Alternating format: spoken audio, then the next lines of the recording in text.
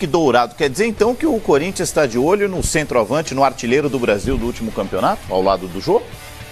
Eu acho que se encaixaria perfeitamente, seria aí uma contratação para repor a altura a saída do Jô. Ambos fizeram 18 gols no campeonato, né? Terminaram o Campeonato Brasileiro com 18 gols. O Pascoal tem mais informações, mas o fato é o seguinte, o Fluminense precisa fazer dinheiro em 2018. Fazer dinheiro significa enxugar a folha de pagamento. Teve lá o barco de 8 jogadores, os que ganhavam mais, Henrique, que deve ir para o Corinthians, mas tem que antes acertar alguns detalhes aí com o Fluminense. O Cavalieri, que era um alto salário, também se foi. Aliás, o Corinthians está lamentando isso. E a questão e a questão do Scarpa. Agora, em relação ao Henrique Dourado, eu só acho, viu, Pascoal, que o Love, se eu tivesse que escolher, hoje eu escolheria o Wagner Love. O problema do Wagner Love é que o contrato dele se encerra lá na Turquia em junho desse ano. Então você vai investir 5 milhões de euros para um jogador que daqui a menos de 6 meses não terá mais contrato com a Turquia, né? Agora, se pensar dessa forma, você também fica sem o centroavante para agora, né? O Corinthians precisa do centroavante já para a disputa do Paulistão e do Campeonato Brasileiro. No caso do Wagner Love, são 2 pedidos do Corinthians a ele. Primeiro pedido... O Flamengo está na parada também, né? Também. O Corinthians pediu ele para redução do salário, porque o Corinthians entende que o patamar do Wagner Love não dá para ser atingido, e que ele converse com o pessoal da Turquia para diminuir esse valor. Faltando 6 meses, entende-se que o pagamento não seria o total, seria uma parcela do total. Metade do valor. Então, há essa expectativa de que aconteça. Enquanto isso, o Corinthians fez uma consulta ao empresário do Henrique Dourado para que ele leve ao Fluminense essa possibilidade de negociação, de que o Henrique Dourado possa vestir a camisa do Corinthians. Eu posso garantir para você que existe uma corrente muito grande no Corinthians de que o Henrique Dourado é o centroavante ideal para a mesma função do Jô, para não perder o sentido de organização do time, porque com o Wagner Love vai ter que mudar a organização tática do time. Com o Henrique Dourado, as coisas não seriam tão alteradas assim.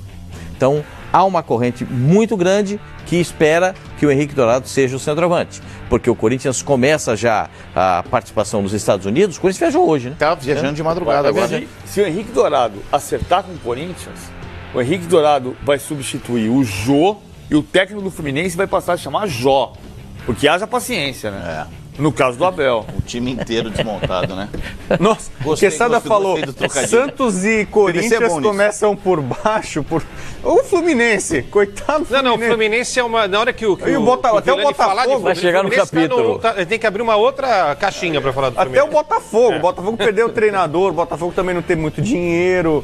Perto de Santos e Corinthians, vai Fluminense e Botafogo começa sobre uma situação muito mais complicada. O Cristiano 85P aqui na hashtag Fox Sports tem uma opinião interessante, eu acho que vai ao encontro do que já discutimos muito aqui nos programas. Contratar jogador com nome só funciona na Europa. Aqui no Brasil tem que ter vontade e disciplina tática. Ao longo da semana, eu não sei se no ar nós conversávamos disso ou fora do ar, nos corredores. A gente meio que mistura programa ao vivo com tamanha amizade e com o nosso gosto que a gente só tem. Fala de futebol quando não está aqui também. Mais ou menos, né? As nossas mulheres que sabem bem disso. O jogador que tem um pouquinho a mais no Brasil, ele fica muito caro, ele inflaciona demais o mercado. Um presidente de clube que falava que não dava mais, né? Que tinha que baixar o patamar. O Sete Câmara do Atlético. O Sete Câmara, o presidente do... 20% da folha de pagamento, porque está num patamar de loucura. Ele, o Fluminense... quem mais está baixando o Corinthians não está fazendo loucura para contratar. Pois é. Está dentro de um patamar... O Corinthians está diminuindo. O Santos está diminuindo. Então, assim, porque... Eu concordo muito com o que diz aqui o Cristiano. No Brasil, o que vale é vontade e disciplina tática. Os times são muito parecidos e quem tem um jogador com um pouquinho a mais, esse cara tem uma discrepância de salário, do quanto ele custa. Por exemplo, uma pergunta rápida. 10 milhões por um jogador de 32 anos, Diego Souza no São Paulo, é muito? Se você compara quanto o São Paulo pagou no Maicon, um zagueiro... Depende do que tecnicamente ele vai oferecer. Se ele o Maicon deu retorno. 9 milhões de euros. O São Paulo conseguiu revender. Então, é o que o presidente do Boca está falando do Prato. Está tentando gozar o River. Vocês vão pagar uma fortuna, 11 milhões, num jogador que não tem poder de revenda. Né? 11 milhões de euros. Porque 10 milhões de dólares o São Paulo já recusou. Né? O São Paulo já recusou os 10 milhões de dólares oferecidos pelo River. 11 milhões de euros é a multa, né? 11 milhões de euros. Você pagar isso aí não precisa... É o que o São Paulo falou, exerça a multa. Só que o São Paulo não fica com esse... Vamos explicar, o São Paulo não fica com os 11 milhões de euros, né? São só 50%. São só 50%. Se você observar quanto o São Paulo gastou para tirar o prato do Atlético Mineiro e quanto ele vai recuperar nessa venda... Ele já perde. Ele já perde. Mas então, ele deixa de pagar, o que ele ainda tem que pagar coisa pro Galo. O que o Guga está falando é outra coisa. A gente tem que agregar tecnicamente análise. Por exemplo, se ele tivesse levado o time a Libertadores da América... Já teria e a gente provavelmente a gente não estaria falando que ele ia jogar no River. Porque o sonho dele é jogar Libertadores, porque a Libertadores é importantíssima. O cara que arrebenta na Libertadores, no caso dele, argentino, jogando por um clube argentino ou brasileiro, poderia estar mais próximo de uma convocação. Daqui 15 dias, hein? Começa a primeira fase da Libertadores, você vê tudo nos canais Fox Sports. A Célia Gonçalves de Paula diz que o Corinthians não precisa fazer grandes contratações, não, porque foi campeão estadual e brasileiro. Perdeu 3 titulares. Um raciocínio bastante... Perdeu Pablo, Arana e Jô. Se ele ficar parado... Não, mas a gente olhava para a temporada de 2017 como, se não terra arrasada, mas preocupante, porque tinha sido um time em 2016 7º colocado no Campeonato Brasileiro. Pouco aconteceu em relação a grandes reforços e o Corinthians foi campeão brasileiro e ficou com 2 títulos. Então, assim, existe lá uma engrenagem que dá a entender que, de fato, as coisas já estão azeitadas e acontecendo. Sim, mas independentemente de grandes nomes, alguém grandes já contratações chegarem. Não tem time que não possa ser melhorado, né? Ou como não tem obra, né? Falo sobre livro, Guga, não tem obra que não possa ser melhorada. Com todo respeito à manifestação do torcedor... Célia Gonçalves. Eu acho que cada um tem uma opinião e todas as vertentes devem ser analisadas. O Corinthians perdeu o artilheiro. O Corinthians nunca teve artilheiro de Campeonato Brasileiro. Nunca. Teve o primeiro, Jô. E ele foi embora. Perdeu pro futebol japonês. Foi jogar no Nagoya. Perfeito? Agora, para jogar no lugar de... Ó, o Corinthians, presta atenção. O Corinthians vai começar a temporada. Quem é o centroavante do Corinthians? Casim. O preferido do Quesada. Casim. Não dá pra... Mas o Corinthians está fazendo uma contratação sensacional. Eu acho que é a melhor que o Carille podia desejar ou querer. Ele está renovando o contrato de meio time. Né? Você pega aí nos últimos anos... Isso já estava encaminhado desde o ano passado. Não, mas assim, o Carille tem um discurso que foi dado no primeiro semestre de 2017, que é o seguinte: o reforço que eu quero é a manutenção do time. Sabe qual é o grande problema? O Corinthians está fazendo uma contratação de longo prazo que é Cássio, que é Fagner, 2021 Danilo, ambos. Paulo Roberto, Danilo renovou. Sim, sabe qual é o grande problema que o Corinthians tem no meio Danilo disso tudo? renovou aos 38 anos. Então, que clube no Brasil está chamando uma penca de seus jogadores atuais para renovar, para fazer um trabalho de longo prazo? Só uma coisinha. O Corinthians está tentando fazer isso. Tá a grande preocupação não passa por esses jogadores, não. Passa por um zagueiro que não tem outro para jogar. Balbuena. Balbuena, meu senhor. Porque o empresário do Balbuena, ele tem 2 empresários. Ele chama o empresário, vem o empresário paraguaio, não vem o argentino. Vem o argentino, não vem o paraguaio. Desde setembro está essa resenha. Eles estão esperando agora a janela europeia para ver se abre a possibilidade de uma negociação. E ele só tem mais 1 ano de contrato com o Corinthians. O Corinthians está oferecendo a ele mais 3 anos de contrato, com um bom reajuste. Até agora não conversou. Se perdeu o Balbuena, já perdeu o Pablo. Perdeu o Balbuena. Não tem o centroavante. Ó, o Balbuena viaja, hein? O Balbuena tá com um grupo que vai para os Estados Unidos. Daqui a pouco a gente mostra... Bom, então aí. eu ia... Os 2 goleiros estão renovados, né? Bom, esses são os jogadores que viajam então para a Florida Cup. Jogadores relacionados do 40 atletas. Vai todo mundo, né? Inchado, hein? O avião tá cheio, o avião vai cheio. Depois enxuga, né? Porque o Kaique França... Tá, só um segundo. É a numeração.